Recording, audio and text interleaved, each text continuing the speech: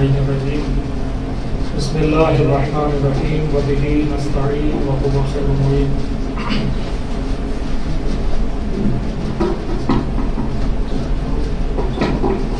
سب سے پہلے آپ سب حاضرین محفل اس جشن آزادی پاکستان کے اس جشن پرشکوہ میں شرکت کرنے والے تمام بزرگوں، تمام دوستوں اور اپنے تمام عزیزوں کی خدمت میں اور اپنی اور آپ کی طرف سے قائد ملت جعفریہ اور تمام اہلیان پاکستان کی خدمت میں اہلیہ تبلیغ و تہنیت پیش کرتا ہوں۔ آپ سب کو معلوم ہے کہ ماہ اگست کئی حوالے سے اور کئی مناسبتوں کے حوالے سے اہمیت کا حامل ہے۔ ایک اہمیت تو یہی ہے جس کے حوالے سے ہم یہاں جمع ہوئے ہیں، وہ 14 اگست 1947 میں ایک لا الہ الا اللہ کے عنوان سے، شعار سے ایک واحد نظریاتی اسلامی مملکت کا قیام اور اس کا وجود میں آنا ہے۔ لیکن اگر ہم تشیع کے حوالے سے دیکھیں تو یہ مہینہ فقط پاکستان کے وجود میں آنے کا نہیں بلکہ بقائے پاکستان کا بھی مہینہ ہے۔ کیا بات ہے! ہمارے جتنے بھی قائدین ہیں سب نے تشیع کے حقوق کے دفاع کے لیے کوششوں میں اپنی جان نچھاور کی ہے، ابھی موت کی صورت میں خدائے وعدہ اللہ شریف سے ملاقات کی ہے یا شہادت کی صورت میں مرتبہ شہادت پر فائز ہوئے ہیں۔ یہ اگست ہی کی مناسبت ہے اور اس سال کا اگست ایک خاص مناسبت رکھتا ہے، بالخصوص پاکستان میں ایک تشکیل نو کی صورت میں ایک نئی حکومت کا قیام وجود میں آ رہا ہے اور شاید گزشتہ سالوں میں نئی آنے والی حکومتوں سے وہ توقعات پاکستان کی عوام نے وابستہ نہیں کی جو 71 سال کے بعد اس آنے والی حکومت سے وابستہ ہے۔ میں سیاسی بحث میں نہیں جاؤں گا کہ ہماری تنظیم نے کس کے ساتھ الحاق کیا، اس الحاق کے کیا فوائد اور ثمرات وجود میں آئے، سامنے آئے اور کیا آئندہ ہمیں دیکھنے کو ملیں گے، اور کیوں کسی سیاسی تنظیم سے الحاق نہیں کیا۔ آپ کو معلوم ہے کہ گزشتہ انتخابات میں دونوں سیاسی تنظیمیں پیپلز پارٹی اور مسلم لیگ نواز گروپ ان سب سے الحاق اور اتحاد ہوتا رہا۔ تو سیاسی تنظیموں کو بھی آزمایا جا چکا ہے، لہٰذا یہ کہنا کہ کسی سیاسی تنظیم سے کیوں نہیں اتحاد کیا، یہاں میں اس بحث میں نہیں جاؤں گا کیونکہ موقع بھی نہیں ہے۔ اگر نجی گفتگو پہ ہو آپس میں بحث و مباحثہ ہو تو اس پر کیا جا سکتا ہے کہ میں اس لیے یہ مطلب عرض کر رہا ہوں کہ کل ہمارے مجلس نظارت کے گروپ میں کچھ سوالات اٹھائے گئے تھے، یہ سوالات واٹس ایپ گروپ میں نہیں اٹھائے جانے چاہیے۔ میری اپنی نظر ہے کہ واٹس ایپ گروپ جو ہیں وہ اطلاع رسانی کے لیے آپس میں علمی بحث و مباحثے کے لیے اگر آپ نے کرنا ہے بالخصوص سیاسی مسائل میں تو واٹس ایپ ہر ایک اپنا نقطہ نظر بیان کر دے گا، لیکن جنگ بندی نہیں ہو سکے گی اور بعض دفعہ آپ کو معلوم ہے کہ بات نکلتی چلی جاتی ہے اور اختلاف کا شکار ہو جاتی ہے۔ لہٰذا وہ میرے محترم فاضل بزرگ مجلس نظارت کے لوگ تشریف فرما نہیں ہیں لیکن دیگر احباب ہیں، میں اس لیے عرض کر رہا ہوں کیونکہ میں معمولا گروپ میں جو ڈسکشن ہوتی ہے بحث و مباحثہ ہوتا ہے اس میں شرکت نہیں کرتا، لیکن اگر مجلس کے بعد یا کسی بھی محفل میں بیٹھنا ہو تو وہاں جو بھی اپنا نقطہ نظر ہوتا ہے عرض کر دیتا ہوں۔ تو عرض کر رہا تھا کہ تنظیمی حوالے سے بھی ہمارے لیے یہ اگست کا مہینہ اہمیت کا حامل ہے، بالخصوص مشہد کے حوالے سے کہ 8ویں ماہ کے جوار میں 8ویں مہینے میں ہم 14 اگست کا جشن منا رہے ہیں۔ اور اسی حوالے سے ہمارے لیے یہ مہینہ ایک اور مبارک پیغام رکھتا ہے کہ مشہد کی تنظیم 9 اگست میں ہوتی ہے۔ مولانا سید موسیٰ رضا نقوی صاحب کی گزشتہ 2 سالہ بلکہ 2.5 سالہ کارکردگی کو دیکھتے ہوئے ان کی فعالیت سرگرمیوں اور منظم تنظیمی پروگراموں کو تسلسل سے منعقد کرنے کی جو ان کی کاوشیں رہیں، ان کی جو تنظیمی دوست کابینہ اور دیگر شعبہ جات ان کے ساتھ تعاون کرتے رہے،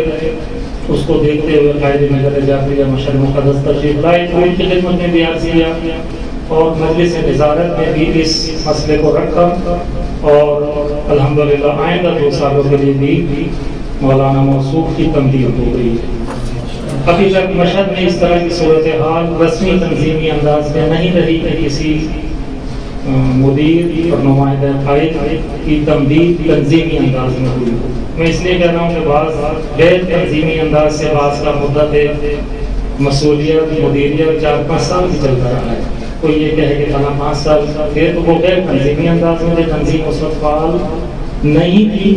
لیکن اب جب سے ارادہ مولانا وحید علی سازی صاحب کے زمانے سے دفتر کی فعالیت دفتری انداز میں ہوئی ہے، دفتر کا احیاء ہوا ہے،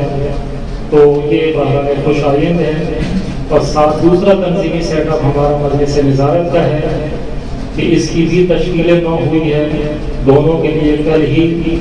ہمیں لیٹر موصول ہوئے ہیں مرکز سے قائد محترم کے دستخط کے ساتھ، اور نئی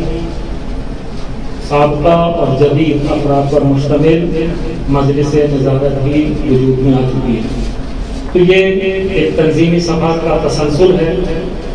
میں اس لیے ان چیزوں کو عرض کر رہا ہوں کہ یہ ہمارے پلیٹ فارم سے جانی چاہیے، بالخصوص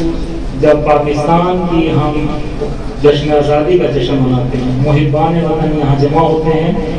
تو ہمیں پاکستان کے حوالے سے جو بزرگان جنہوں نے مخلصانہ کوششیں کی اور ایک علیحدہ وطن مسلمانوں کے لیے حاصل کیا اور اپنی جانوں کے نذرانے اس راہ میں پیش کیے، یا اس کے بعد ملک کے استحکام کے لیے کوششیں کی، یا تشیع کے استحکام اور حقوق کی برابری کے لیے کوششیں کی، ان سب کے لیے ہمیں یاد رکھتے ہوئے ایک سورہ فاتحہ اور 3 بار سورہ اخلاص پڑھ کر ان کی ارواح کو پہنچانا چاہیے۔ بسم اللہ الرحمن الرحیم۔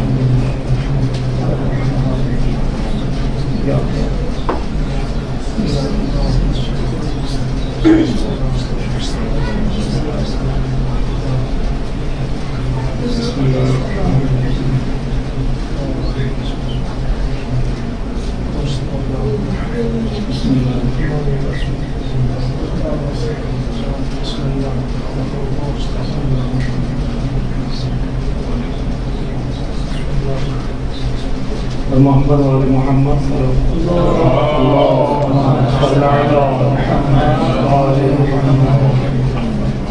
میں فقط 2 مطلب، کیونکہ وقت کی بھی نزاکت ہے، ہمارے وقت قریب ہے اور وطن عزیز کی 71ویں سالگرہ کا جشن آزادی کا کیک بھی کاٹنا ہے، تو اس حوالے سے فقط 2 مطلب عرض کروں گا۔ ایک یہ کہ پاکستان کی تشکیل میں تشیع نے یا مسلمانان پاکستان اور ہندوستان نے کیا کردار ادا کیا مختصر، اور اس میں شیعت کو کیا حاصل ہوا، اور دوسرا خود قائد اعظم کی جو شخصیت ہے، ایک لازوال شخصیت ہے، ان کی شخصیت کو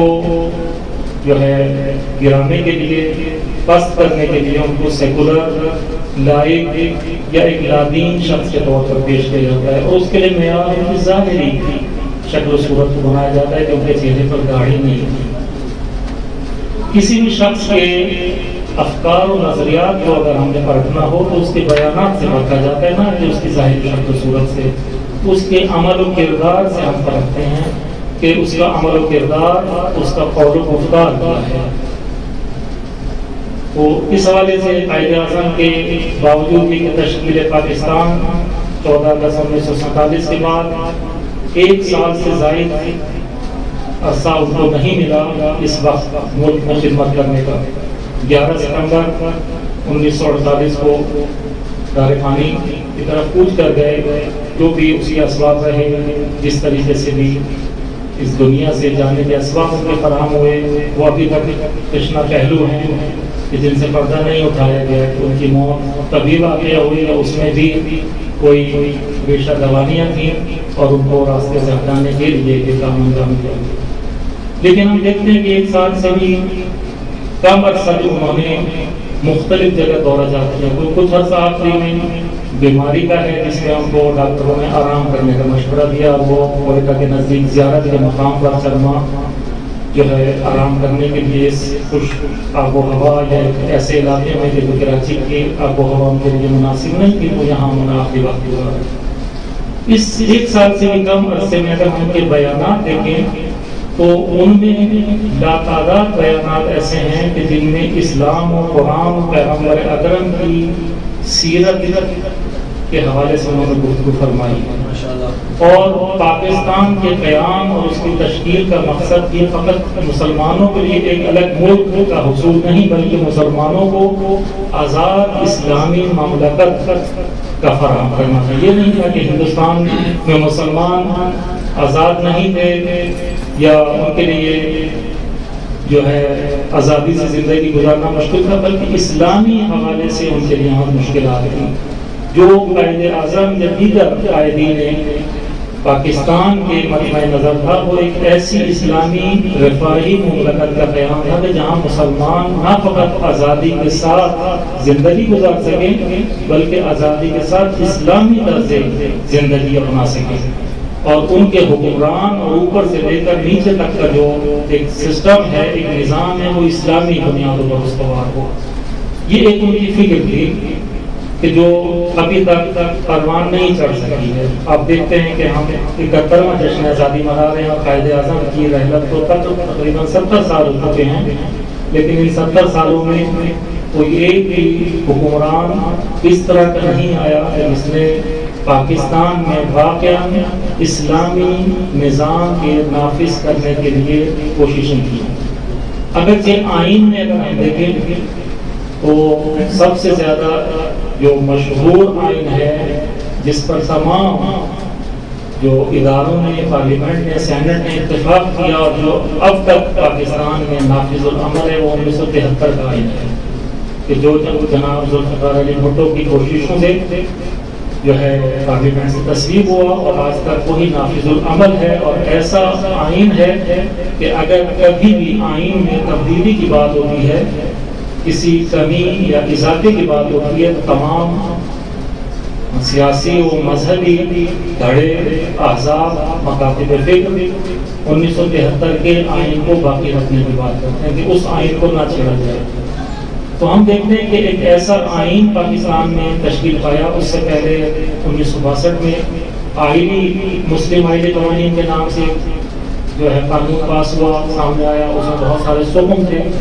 بہت سارے نقص پائے جاتے تھے جو ابھی تک دور نہیں ہو سکتے تھے. لیکن 1973 کے آئین میں بہرحال اس حوالے سے ہم دیکھتے ہیں کہ تمام مسلمانوں کو جو ہے اپنے اپنے مسلک و مکتب کے مطابق زندگی گزارنے کے آزادی کے ساتھ مواقع فراہم کیے گئے. 227 جو پاکستان کا کنسٹیٹیوشن آف 1973 ہے, اس کا اگر آرٹیکل 227 دیکھیں 227 میں یہ ہے کہ اہلیان پاکستان کے شہری خواہ وہ کسی بھی مسلک و مکتب سے تعلق رکھتے ہوں, اپنے حقوق کے حاصل کرنے کے لیے اپنے فقہ اور اپنے مکتب کے مطابق قرآن و سنت کی تفسیر کرنے کا حق رکھتے ہیں. یعنی کسی پر بھی کسی کی فقہ اور کسی کی تفسیر نہیں تھوپی جائے گی, ڈھونسی جائے گی, بلکہ ہر مسلک, ہر مذہب اپنے فقہ اور اپنی تفسیر کے مطابق اپنے حقوق کو حاصل کرنے کا حق رکھتا ہے. یہ شہری حقوق ہیں, پرسنل لا ہے ہر انسان کا کہ جو ہر ملک میں جو ہے ہونا چاہیے. لیکن ہم دیکھتے ہیں کہ پاکستان میں 70-71 سال گزرنے کے باوجود ابھی تک جو ہے شہری حقوق کے حوالے سے مسلمان بالعموم اور شیعہ بالخصوص ابھی تک محروم ہیں. ابھی چند سالوں سے 5-6 سالوں سے 8 سالوں سے کوششیں ہوئی, اسی حد تک ثمرآور ہوئی. آپ لوگوں کی دعائیں شامل حال رہیں گے, انشاءاللہ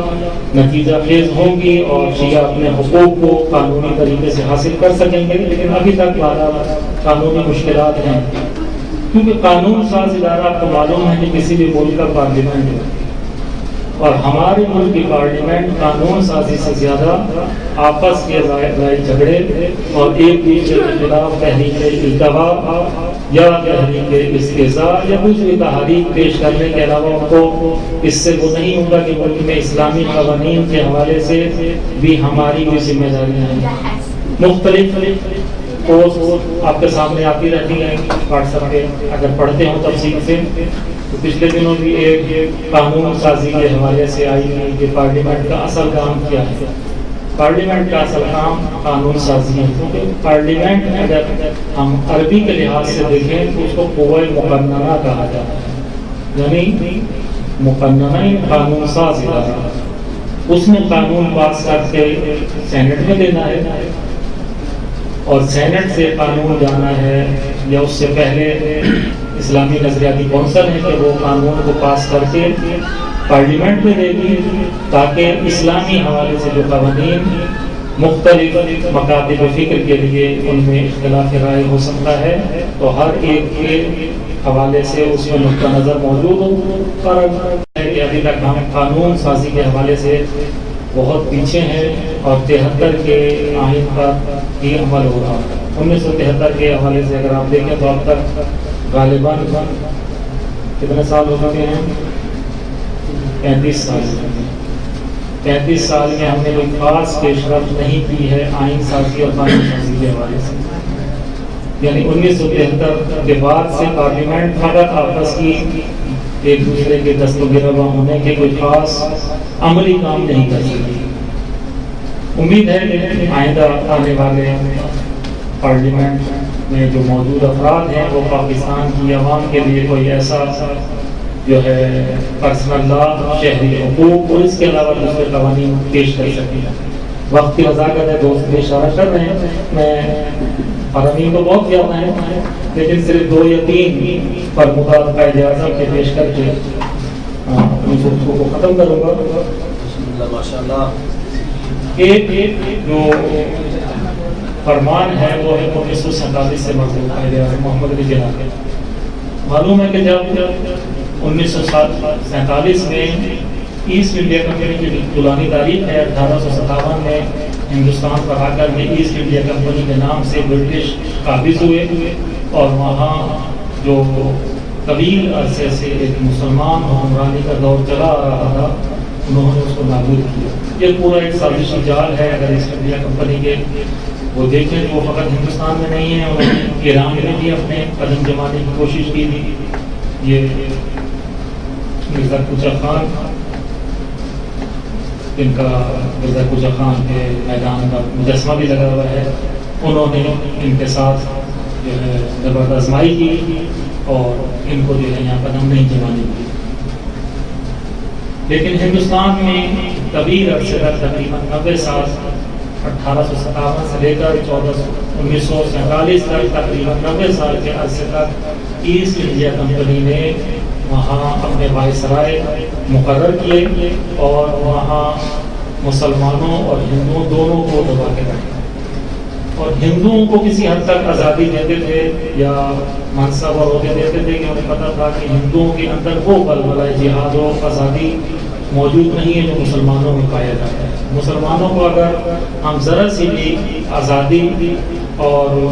ان کو موقع فراہم کریں گے تو فوراً ہمارے خلاف علم جہاد بلند کریں گے، کیونکہ ان کا مذہب ان کو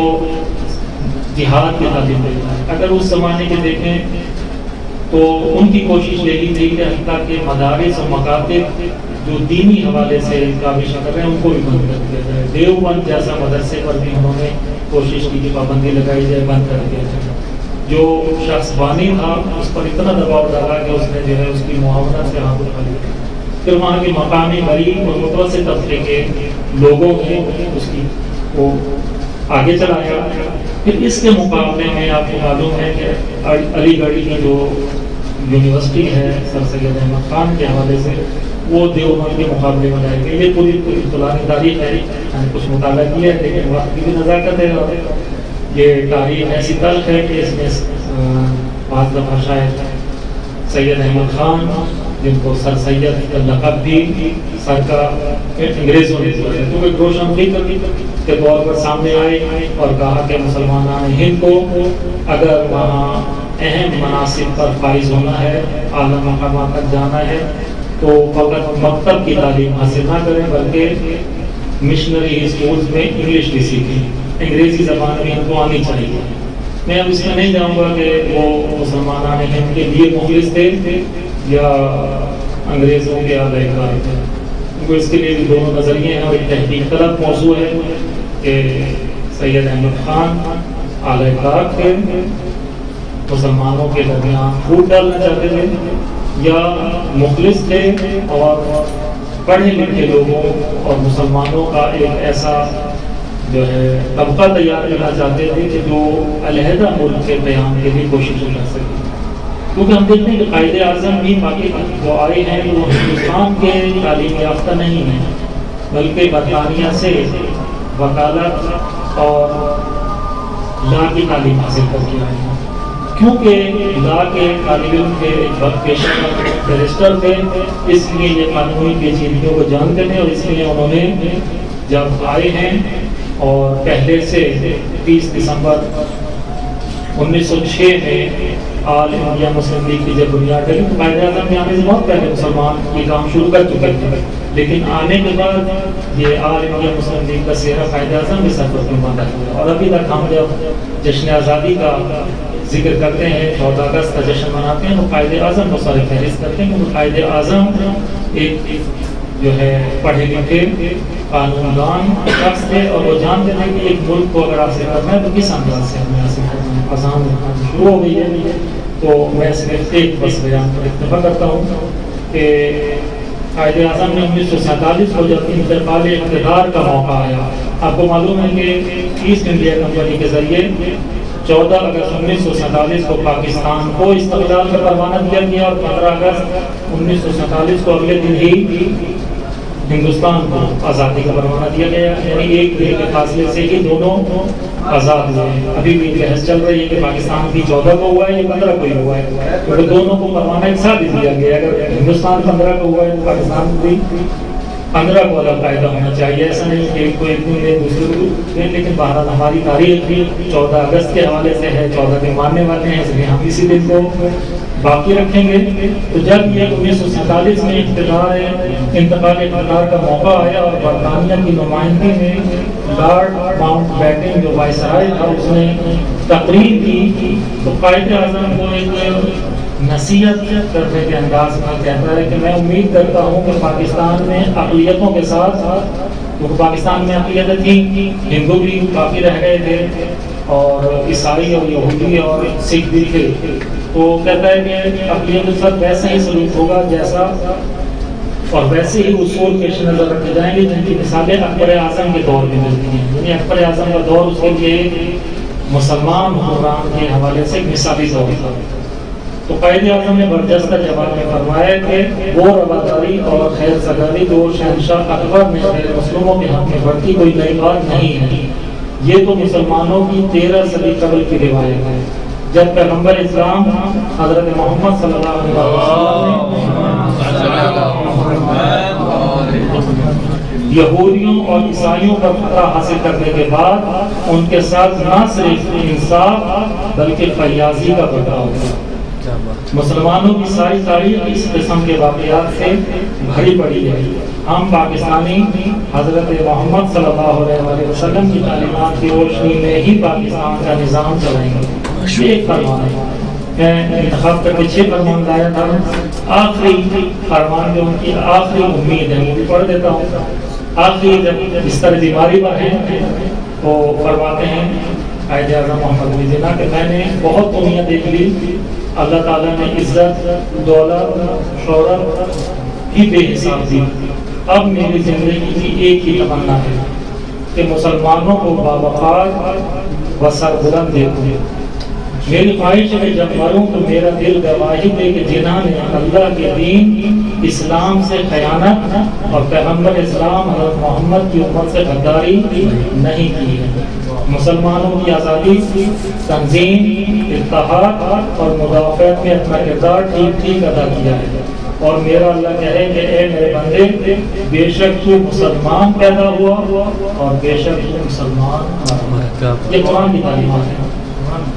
کہ میں جس دن پیدا ہوا مسلمان تھا، جب مر رہا ہوں اس دن مسلمانوں کے قائد اعظم، یعنی لائق بے دین یا سیکولر شخص نہیں تھے بلکہ اسلام شناس تھے. پیغمبر اکرم کی سیرت طیبہ کا بھی مطالعہ کیا تھا، قرآن تعلیمات سے بھی آگاہ تھے، لہٰذا ان کے فرامین میں اس کی جھلک نظر آتی ہے. لہٰذا مسلمانوں کے لیے جب انہوں نے علیحدہ ملک کا قیام عمل میں لایا ہے تو ان کی آخری وقت تک کوشش یہ رہی کہ ایسا ملک مسلمانوں کے لیے ہو کہ جہاں مسلمان سربلند ہوں اور آزادی کے ساتھ اپنے اسلامی حقوق کے سائے میں زندگی گزار سکیں. السلام علیکم ورحمۃ اللہ وبرکاتہ.